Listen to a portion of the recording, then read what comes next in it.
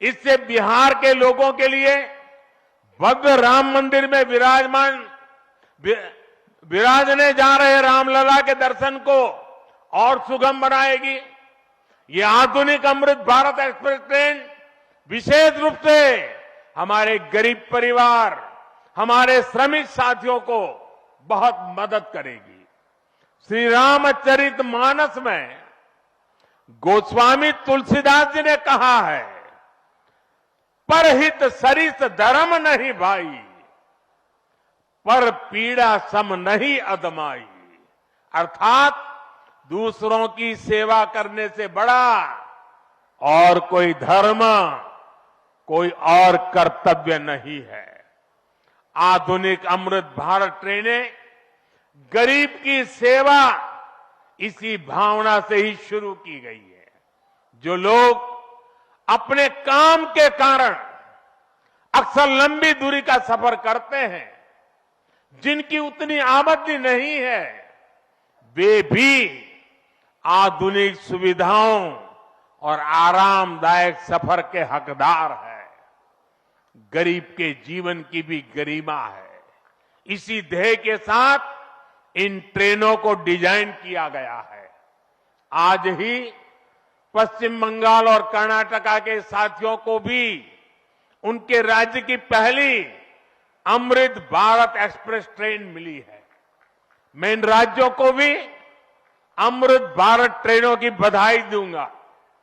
मेरे परिवारजनों, विकास और विरासत को जोड़ने में वंदे भारत एक्सप्रेस बहुत बड़ी भूमिका निभा रही है। देश की पहली वंदे भारत एक्सप्रेस ट्रेन काशी के लिए चली थी। आज देश के 34 रूट पर वंदे भारत एक्सप्रेस ट्रेनें चल रही है।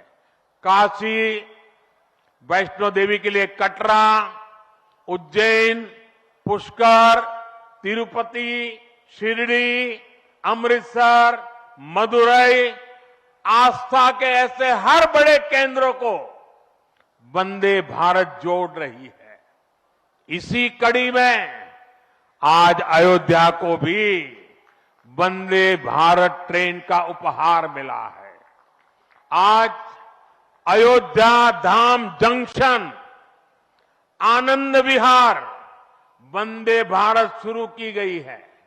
इसके अलावा आज कटरा से दिल्ली, अमृतसर से दिल्ली, कोयम्बटूर बेंगलुरु, मंगलुरु मडगांव, जालना मुंबई, इन शहरों के बीच भी वंदे भारत की नई सेवाएं शुरू हुई है।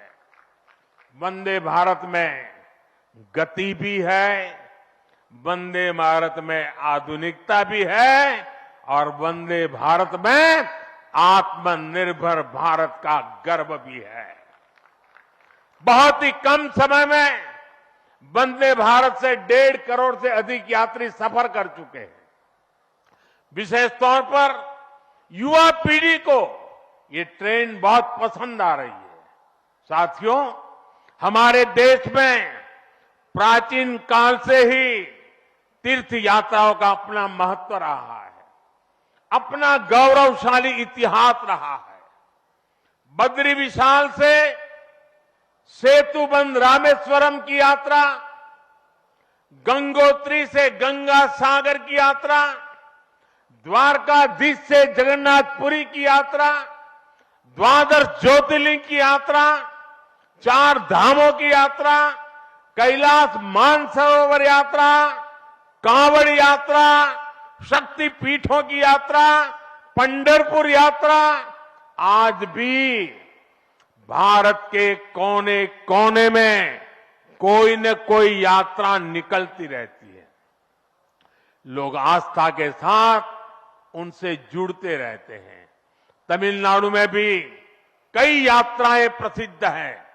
शिवस्थल पाद यात्रिरई, मुरुगनंकु कावड़ी यात्रिरई, वैष्णव तिरुपति यात्रिरई, अस्मन तिरुत्तल यात्रिरई, केरला में सबरीमाला यात्रा हो, आंध्र तेलंगाना में मेदाराम में समक्का और सरक्का की यात्रा हो, नागोबा यात्रा, इनमें लाखों की संख्या में श्रद्धालु जुड़ते हैं।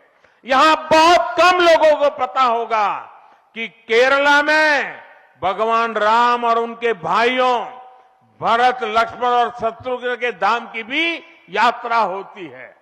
ये यात्रा नालंबम यात्रा के नाम से जानी जाती है। इसके अलावा देश में कितनी ही परिक्रमाएं भी जारी रही है। गोवर्धन परिक्रमा, पंचकोशी परिक्रमा, 84 कोसी परिक्रमा, ऐसी यात्राओं और परिक्रमाओं से हर भक्त का ईश्वर के प्रति जुड़ाव और मजबूत होता है।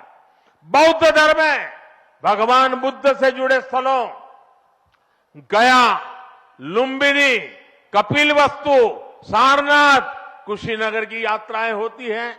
राजगीर बिहार में बुद्ध अनुयायियों की परिक्रमा होती है।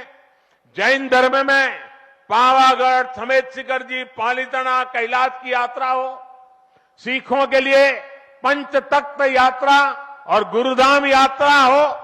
अरुणाचल प्रदेश में नॉर्थ ईस्ट से परशुराम कुंड की विशाल यात्रा हो। इनमें शामिल होने के लिए श्रद्धालु पूरी आस्था के साथ जुड़ते हैं। देश भर में सदियों से हो रही इन यात्राओं के लिए वैसा ही समुचित इंतजाम भी किए जाते हैं। अब अयोध्या में हो रहे ये निर्माण कार्य यहां आने वाले हर राम भक्त के लिए अयोध्या धाम की यात्रा को, भगवान के दर्शन को और आसान बनाएंगे। साथियों, ये ऐतिहासिक क्षण बहुत भाग्य से हम सभी के जीवन में आया है। हमें देश के लिए नव संकल्प लेना है, खुद को नई ऊर्जा से भरना है। इसके लिए 22 जनवरी को आप सभी अपने घरों में, मैं पूरे देश के 140 करोड़ देशवासियों को अयोध्या की इस पवित्र भूमि से प्रार्थना कर रहा हूं। अयोध्या की प्रभु राम की नगरी से प्रार्थना कर रहा हूं। मैं 140 करोड़ देशवासियों को हाथ जोड़ करके प्रार्थना कर रहा हूं कि आप 22 जनवरी को जब अयोध्या में प्रभु राम विराजमान हो, अपने घरों में भी श्री राम ज्योति जलाएं, दीपावली मनाएं। 22 जनवरी की शाम पूरे हिंदुस्तान में जगमग जगमग होनी चाहिए। लेकिन साथ ही मेरे सभी देशवासियों से एक करबद्ध प्रार्थना और भी है। हर किसी की इच्छा है कि 22 जनवरी को होने वाले आयोजन का साक्षी बनने के लिए वो स्वयं अयोध्या आए। लेकिन आप भी जानते हैं कि हर किसी का आना संभव नहीं है। अयोध्या में सबका पहुंचना बहुत मुश्किल है और इसलिए सभी राम भक्तों को, देश भर के राम भक्तों को, उत्तर प्रदेश के विशेष करके राम भक्तों को मेरा हाथ जोड़ करके प्रणाम के साथ प्रार्थना है, मेरा आग्रह है कि 22 जनवरी को एक बार विधि पूर्वक कार्यक्रम हो जाने के बाद 23 तारीख के बाद अपनी सुविधा के अनुसार वो अयोध्या आए। अयोध्या आने का मन 22 तारीख को न बनाए। प्रभु राम जी को तकलीफ हो ऐसा हम भक्त कभी कर नहीं सकते हैं। प्रभु राम जी पधार रहे हैं तो हम भी कुछ दिन इंतजार करें। 550 साल इंतजार किया है, कुछ दिन और इंतजार कीजिए।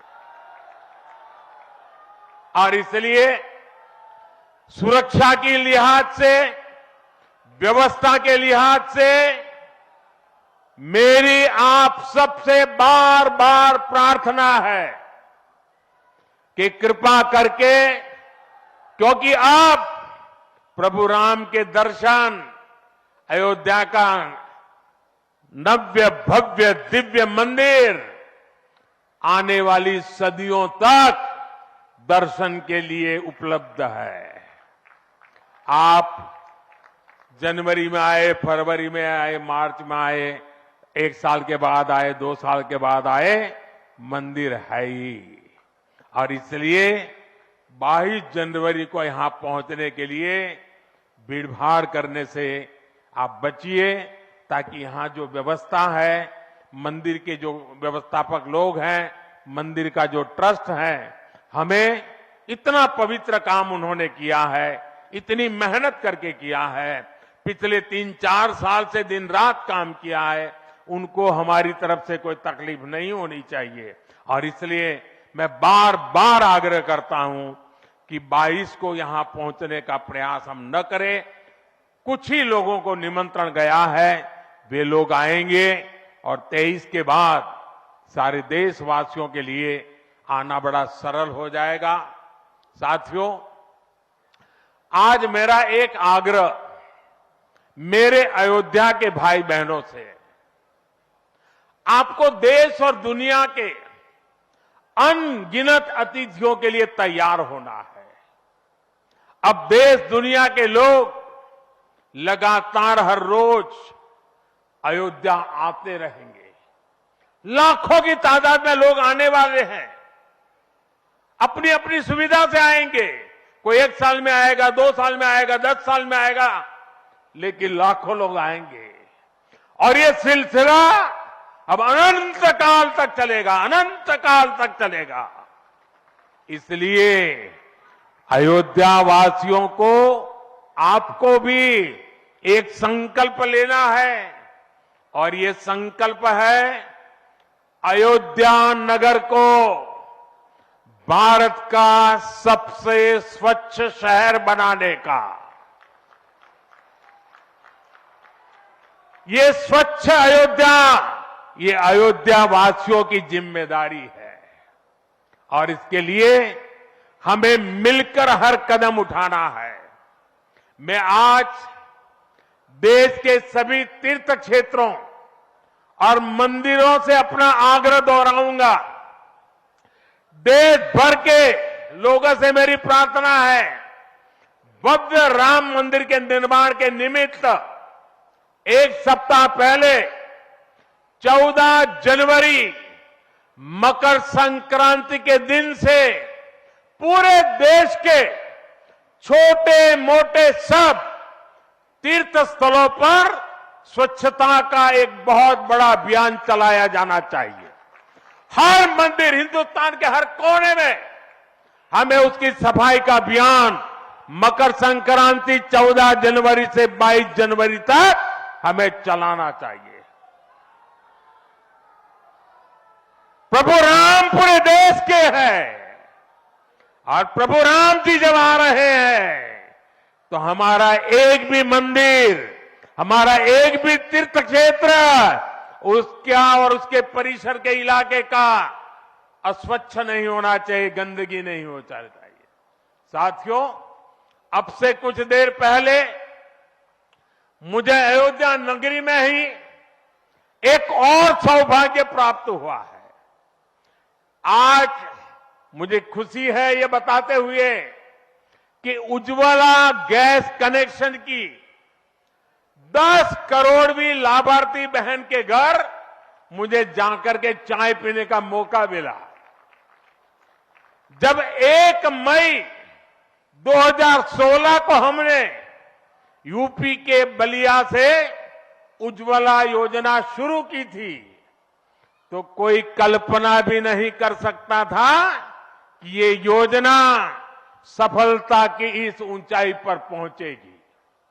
इस योजना ने करोड़ों परिवारों का, करोड़ों माताओं बहनों का जीवन हमेशा के लिए बदल दिया है। उन्हें लकड़ी के धुएं से मुक्ति दिलाई है। साथियों, हमारे देश में गैस कनेक्शन देने का काम 60-70 साल पहले शुरू किया गया था। 6-7 दशक पहले। लेकिन 2014 तक हालत ये थी कि 50-55 साल में सिर्फ 14 करोड़ गैस कनेक्शन ही दिए जा चुके थे।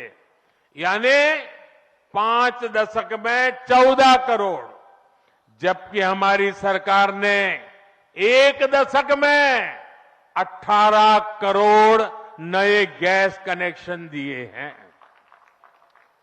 और इस 18 करोड़ में 10 करोड़ गैस कनेक्शन मुफ्त में दिए गए हैं, उज्ज्वला योजना के तहत दिए गए हैं।